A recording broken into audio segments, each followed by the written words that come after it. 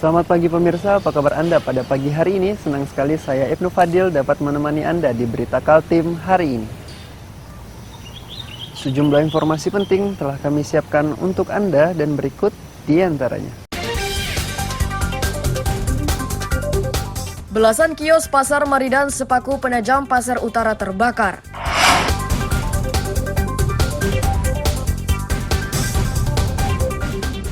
Kondisi Puskesmas Batu Putih kotor dan berdebu terungkap saat disidang.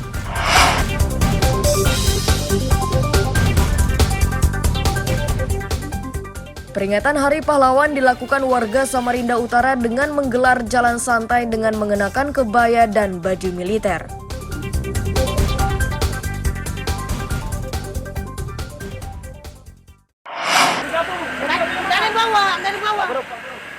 Kobaran api yang terekam ponsel warga ini terjadi di Pasar Maridan kilometer 4, Sepaku Penajam Pasar Utara, Senin siang.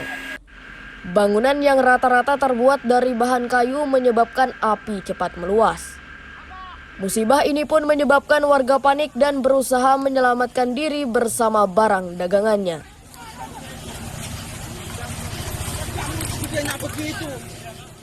Kepala Pos Damkar Maridan, Joni Rande menyebut belasan mobil pemadam dikerahkan untuk memadamkan kobaran. Tercatat 17 kios gagal diselamatkan. Regu pemadam kesulitan menjangkau titik api karena jalannya sempit, padahal kios yang terbakar berada di bagian belakang pasar.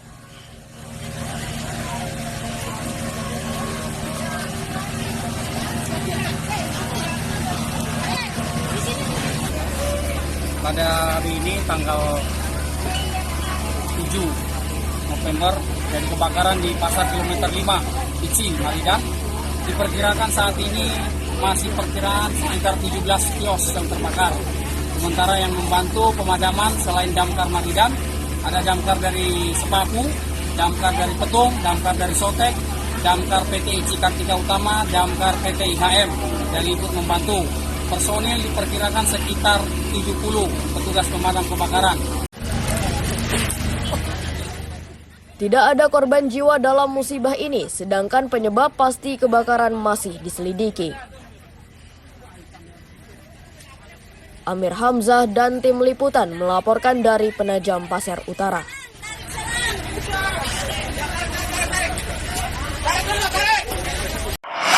Keuntungan yang saya peroleh dari pengumpulan dan penjual batubara berkisar sekitar 5 sampai dengan 10 miliar dengan setiap bulannya. Terkait kegiatan yang saya laksanakan, saya sudah berkoordinasi dengan Kabareskrim, yaitu ke Bapak Kabareskrim Komjepol Agus Adrianto dengan memberikan uang sebanyak 3 kali. Pernyataan Ismail Bolong yang tersebar luas di media sosial ini menggegerkan publik karena setoran dana yang ia berikan kepada petinggi Polri dari hasil menjalankan bisnis batubara. Meski pernyataan tersebut direvisi, namun pengaruhnya besar karena sudah tersebar luas.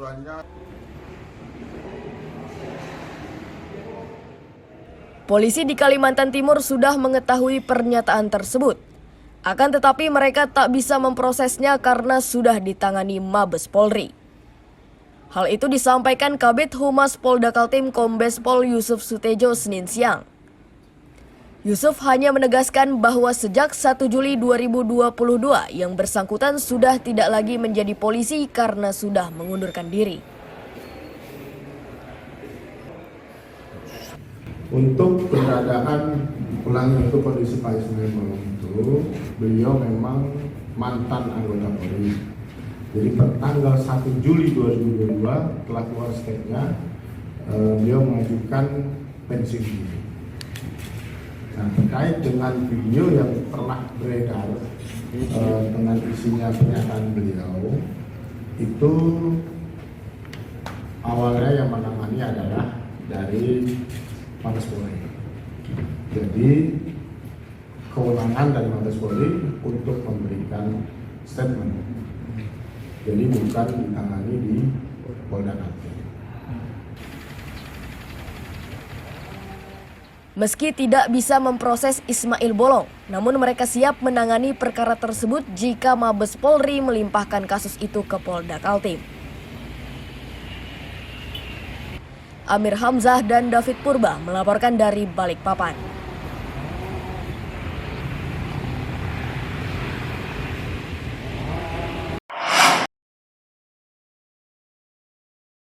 Rekaman kamera pengintai ini menjadi bukti pengeroyokan 3 pelaku terhadap seorang warga di Jalan Agus Salim, Gang 1, Samarinda.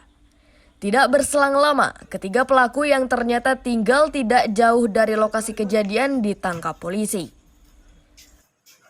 Kapolsekta Samarinda Kota AKP Sudrajat menyebut, pengeroyokan bermula saat korban menegur salah satu pelaku. Tak terima ditegur oleh korban, pelaku membawa 2 rekannya dan mengeroyok korban hingga korban menderita sejumlah luka dan harus dirawat di rumah sakit.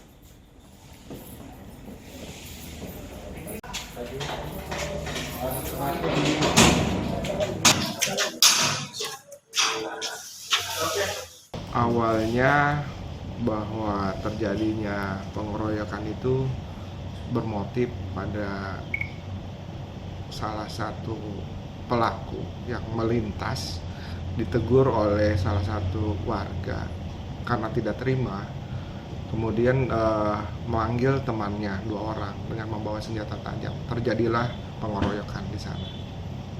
Saat ini korban seperti apa Pak kondisinya? Kondisi korban dalam perawatan saat ini. Menderita berapa luka di tubuh korban? Hasil keterangan didapat luka di perut, untuk luka lebam di belikat. Pengungkapannya seperti apa Pak? Pengungkapannya berawal dari laporan masyarakat. Melapor, kemudian kami opsional mendatangi TKP, diambil CCTV, pelakunya 3 orang. Akibat ulahnya, ketiga pelaku terjerat pasal 170 KUHP tentang tindakan kekerasan yang dilakukan oleh lebih 1 orang dengan ancaman pidana 7 tahun penjara. Amir Hamzah dan Iswanto melaporkan dari Samarinda.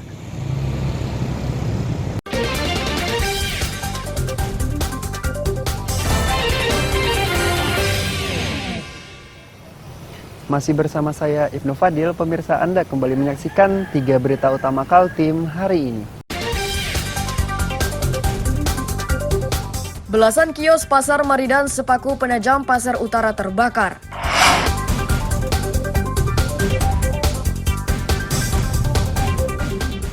Kondisi Puskesmas Batu Putih kotor dan berdebu terungkap saat disidang.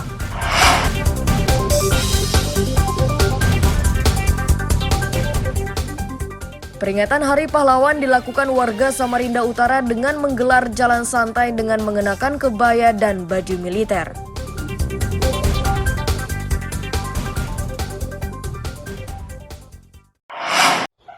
Kalau nanti tidak begini, tidak ada yang tahu. Ketua DPRD Brau Madri Pani nampak kesal saat menggelar sidak di Puskesmas Batu Putih. Madri kesal karena beberapa fasilitas di Puskesmas kotor dan berdebu, salah satunya di ruang perawatan pasien. Terus kalau begini. Madri menegaskan kedatangannya di Batu Putih ini dalam rangkaian tugas kunjungan ke kecamatan-kecamatan. Saat berdiskusi dengan warga, ia mendapat laporan terkait kondisi puskesmas. Untuk memastikan, Madri pun mendatangi puskesmas yang dibuka 24 jam tersebut.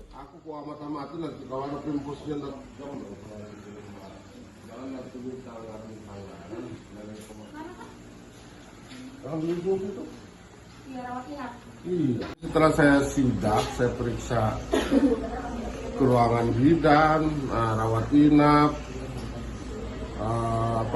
bagian ruangan-ruangan yang lain, ya tidak layak lah. Karena masa bantalnya aja kurang bagus seperti ada yang di foto itu. Saya tidak cari pencitraan, kebetulan saya ini memang kunjungan ke kecamatan, saya jalanlah ke sini. Kenapa? Saya pernah pembahasan tentang bagaimana peningkatan tunjangan kepada dokter-dokter atau nakes-nakes yang ada. Ya, kita perhatikan, bahkan kita setujui berdasarkan PP 12 tahun 2019 ya kita setuju, kita bantu Bupati. Tapi saya periksa ke lapangan, ini pelayannya tidak prima, padahal ini bukan 24 jam. Pemposnya tidak ada di tempat. Lalu dokternya cuma satu, padahal ini bukan 24 jam. Saat sidak, Madri Pani meminta agar jumlah pegawai ditambah dan mereka pun harus aktif bekerja untuk mengantisipasi kejadian luar biasa. Madri juga meminta Dinas Kesehatan menindaklanjuti keluhan masyarakat pesisir terkait kondisi puskesmasnya. Amir Hamzah dan Miko Gusti melaporkan dari Kabupaten Berau.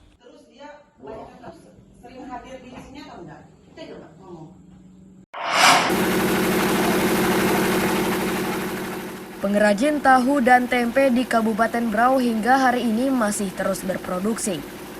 Kenaikan harga kacang kedelai dari Rp14.200 menjadi Rp15.000 per kilogram ikut membawa dampak bagi usaha mereka. Para pengrajin tahu dan tempe ini terancam gulung tikar jika harga kedelai kembali melambung. Dinas Pangan Kabupaten Berau tidak bisa berbuat banyak. Langkah yang bisa mereka lakukan hanyalah memantau perkembangan harga kedelai. Satu-satunya upaya yang akan dilakukan adalah dengan memberi subsidi biaya angkut kedelai kepada pengrajin.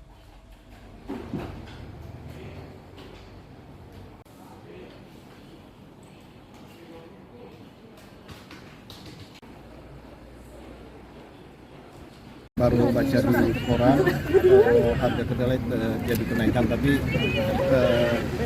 memang terus terang kita belum melakukan intervensi ke sana. Kita lihat dulu mungkin beberapa hari lagi apa yang kita lakukan nanti. Oke, berarti untuk saat ini langkah dari Dinas Pangan untuk turun ke lapangan, memantau aja Pak ya. Iya. Nah, kalau misalnya memang betul ada kenaikan, apa yang bakal dilakukan Pak? Kita koordinasi lagi dengan Dinas Pertanian Provinsi. Mungkin kalau ada bantuan sifatnya fasilitasi distribusi akan kami lakukan. Kalau kita anggaran kita sudah terbatas. Distribusi apa Pak? Kedelai Pak ya, bahan baku. Fasilitasi. Artinya kita misalnya ongkos angkutnya yang kita subsidi. Pengrajin tahu dan tempe berharap harga kedelai segera turun agar usaha mereka tidak terancam gulung tikar. Amir Hamzah dan Miko Gusti melaporkan dari Kabupaten Berau.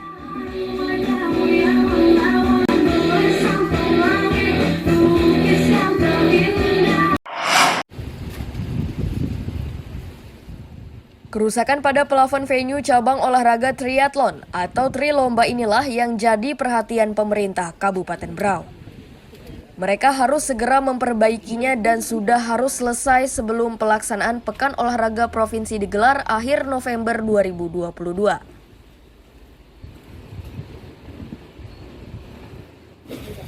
Kepala Dinas Pekerjaan Umum dan Penataan Ruang Taupan Majid menegaskan, perbaikan dan pembenahan yang akan dilakukan meliputi plafon, tangga, pagar pembatas, lampu penerang, hingga penunjang keamanan atlet.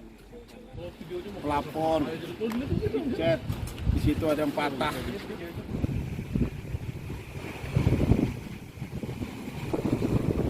Ibu Bupati langsung menginstruksikan, kebetulan ada Bapak dari situ, untuk segera UPT itu memperbaiki apa yang menjadi penyempurnaan. Kan itu ada di dindingnya dicat sebagian, kemudian pagar itu memang sudah goyang, memang bahaya untuk nanti para atlet bisa jatuh, itu sudah ganti, plafon itu dibenahi semua. Nah itu sudah diinstruksikan kemarin. Kalau nanti apalah yang paling praktis, apakah dia pengaman pakai kayu atau stainless, yang mana yang paling cepat, atau pakai besi aja, yang penting itu orangnya itu ada pegangan. Termasuk kemarin yang bawa di licin-licin itu diminta anti slip juga, Ibu Pak.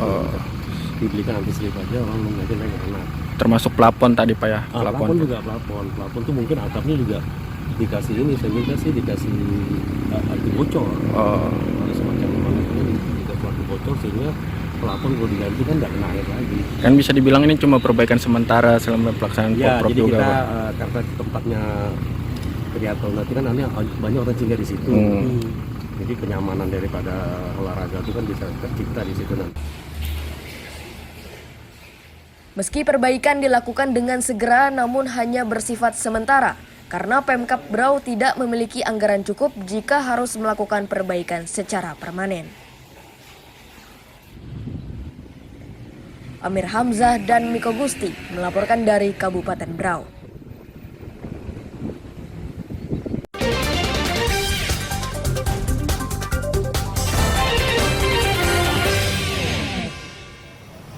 Masih bersama saya Ibnu Fadil, pemirsa Anda kembali menyaksikan 3 berita utama Kaltim hari ini. Belasan kios Pasar Maridan Sepaku Penajam Pasar Utara terbakar.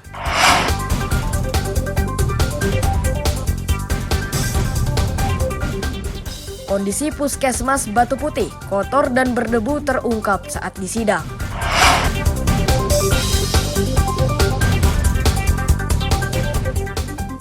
Peringatan Hari Pahlawan dilakukan warga Samarinda Utara dengan menggelar jalan santai dengan mengenakan kebaya dan baju militer.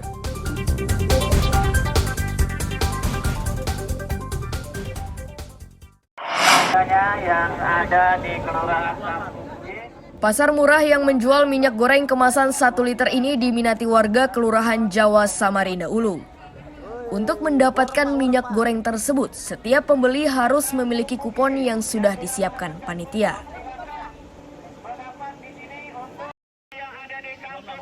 Tidak hanya minyak goreng, di pasar murah ini juga tersedia sayur mayur dan buah-buahan. Para penjual memastikan sayur dan buah yang dijual ini sudah lebih murah dari harga pasar karena penjualnya adalah petani yang menanam sayur mayur tersebut.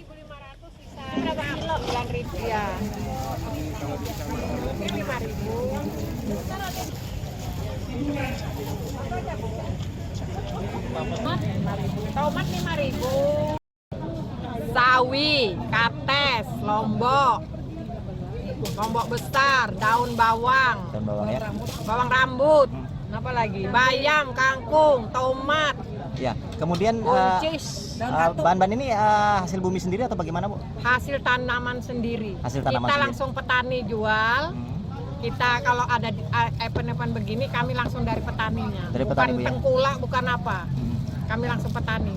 Petani mana nih, Bu? Dari daerah mana? Saya dari Tanah Merah, ini dari Lojanan, ini dari Sambutan. Warga yang berkesempatan mendapatkan harga murah sangat senang. Mereka sengaja memanfaatkan kesempatan tersebut untuk membeli beberapa kebutuhan dasar.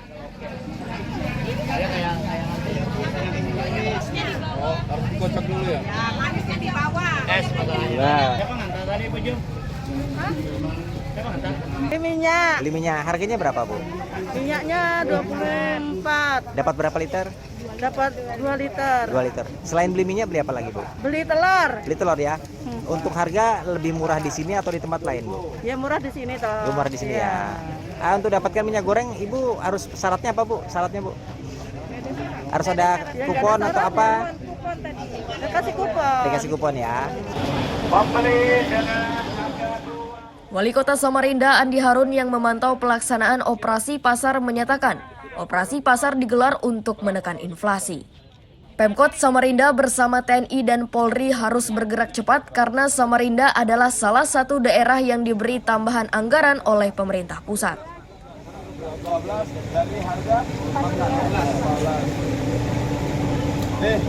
Dari 14.000 sekarang dijual 12.000. Mengendalikan inflasi di Kaltim ini ada 3 yang dapat ya, Samarinda, Balikpapan, dan Provinsi dan DID. Jadi Samarinda mendapatkan apresiasi dari pemerintah nasional, dari Bapak Presiden, mendapatkan tambahan anggaran 19 miliar sebagai bentuk apresiasi pemerintah terhadap kinerja pemerintah Kota Samarinda bersama TNI, Polri, dan masyarakat mengendalikan inflasi. Sesuai rencana, pasar murah akan digelar di beberapa lokasi dan berlangsung hingga Desember 2022. Amir Hamzah dan Iswanto melaporkan dari Samarinda. Kita nanam. Ini apa?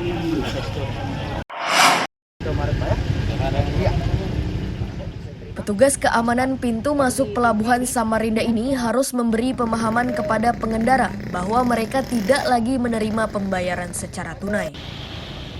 Beberapa polisi ikut diterjunkan guna memberi pemahaman terkait penerapan pembayaran tarif non-tunai saat masuk ke pelabuhan. Koordinator Operasional PT Pelindo, Adi, menyatakan pemberlakuan pembayaran non-tunai merupakan kebijakan pemerintah pusat dan diberlakukan sejak 1 Oktober 2022. Sebelumnya pengelola pelabuhan sudah menyosialisasikan aturan tersebut sejak Juni 2022 lalu.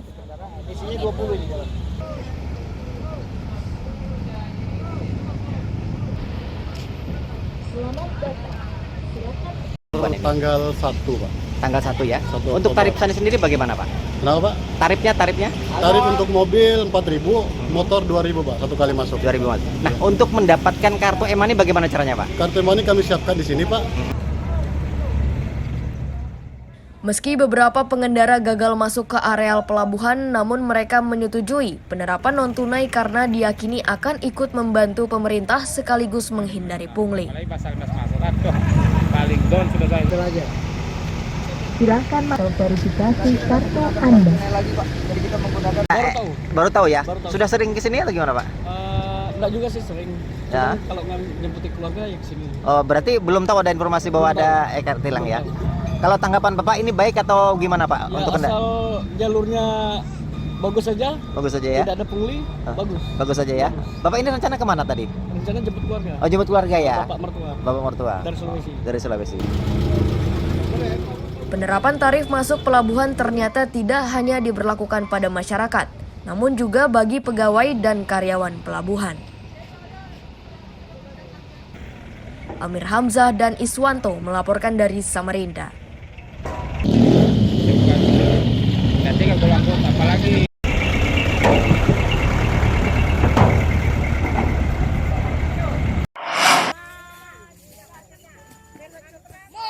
Jalan santai mengelilingi kampung dengan mengenakan kebaya, seragam militer, baju dokter, dan pekerja. Ini dilakukan warga Kampung Biru Gang Hawai, Samarinda Utara. Tidak hanya orang dewasa, kegiatan tersebut diikuti pula oleh kalangan anak-anak.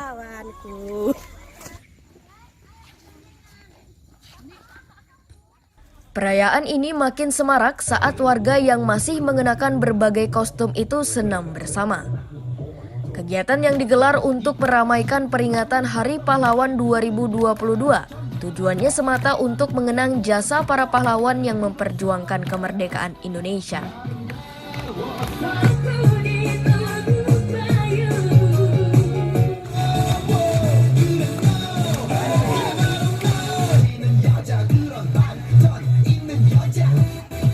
Untuk kegiatan hari ini ada senam dan jalan santai.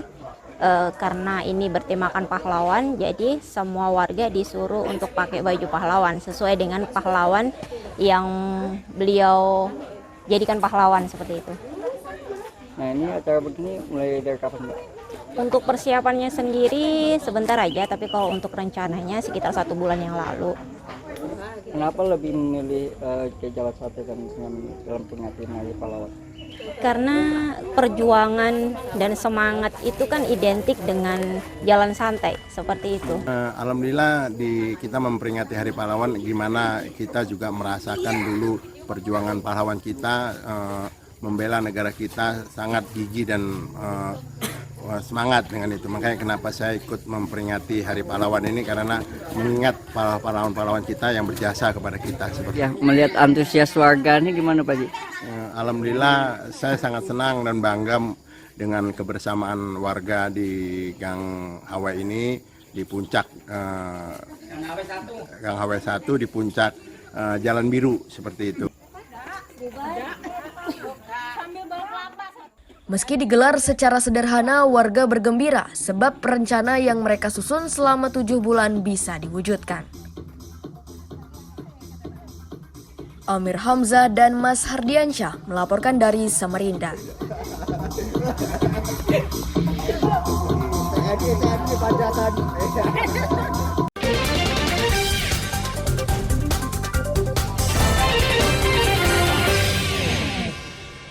Pemirsa, berita tadi menjadi akhir kebersamaan kita pada pagi hari ini.